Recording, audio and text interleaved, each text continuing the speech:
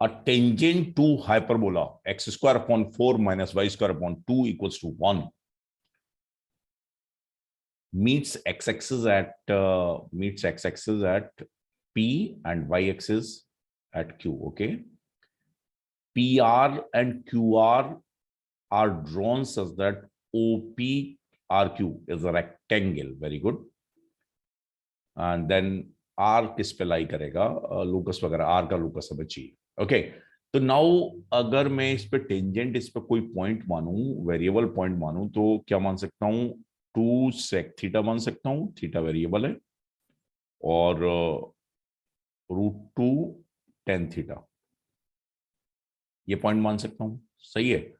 2 sec theta √2 tan theta. उस पर tangent की इक्वेशन क्या आएगी? एक्स स्क्वायर को किससे रिप्लेस करते हैं? एक्स x1 से.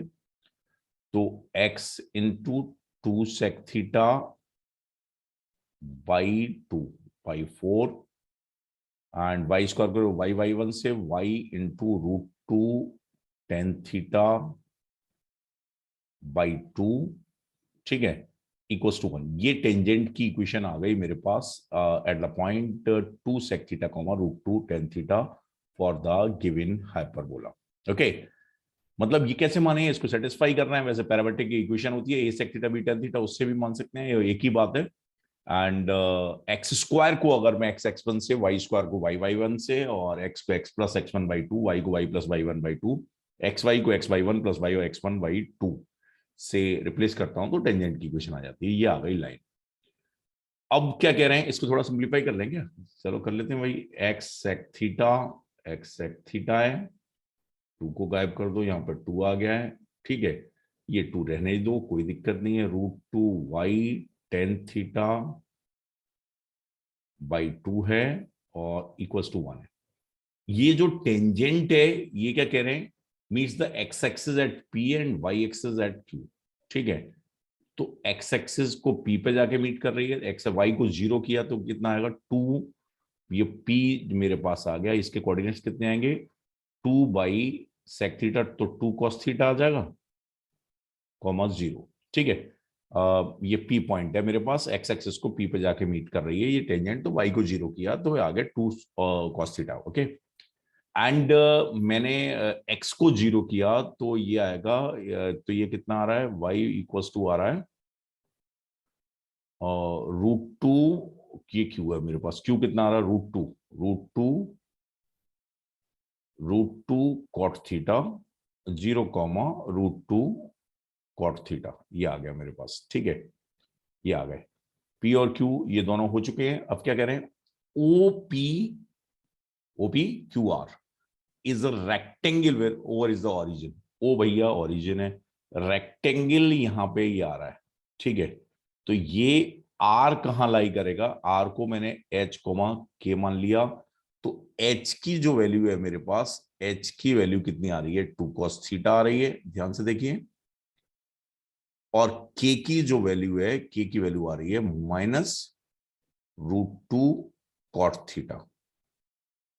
बात समझ आ गई? यही दिया है, यही है, कोई दिक्कत नहीं है.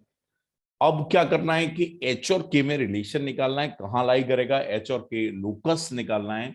तो मुझे लगता है कोई दिक्कत नहीं होनी चाहिए. यहां से कैसे किया जाए? एच स्क्वायर की वैल्यू कितनी आई? कॉस स्क्वायर थीटा आ गई. कॉस स्क्वायर थीटा की एच स्क्वायर बाई 2 आ गई. और के स्क्वायर की वैल्यू आएगी, देखिए के स्क्वायर की वैल्यू आएगी 2 cos square theta upon sine square theta. बात समझ आ गई? और ध्यान से देखना, मैं डायरेक्टली लिख रहा हूं, कोई आसान है इसलिए. तो कॉस स्क्वायर थीटा की तो वैल्यू कितनी है? ये मेरे पास के स्क्वायर आ गया 2 एच स्क्वायर बाई 2 है. ठीक है, और साइन स्क्वायर थीटा की वैल्यू कितनी होगी? 1 minus cos square H square by 2. तो यही लोकस आ गया मेरे पास. कोई दिक्कत इसमें नहीं होनी चाहिए. और ये अगर मैं कट करूंगा तो ये मेरे पास ये गायब हो गया. और ये लोकस कितना आ गया? ध्यान से देखिए, लोकस आया मेरे पास, लोकस आ गया Y square is into 1 minus X square by 2 is equals to X square. ये मेरे पास लोकस आ गया। और अंडर रूट वगैरह लेना चाहोगे क्या? अंडर रूट सिंप्लीफाई हो रहा है, ये हो जाएगा। ये मेरे पास लोकस आ गया, इसमें तो कोई दिक्कत नहीं होनी चाहिए। ओके, सिंपल है।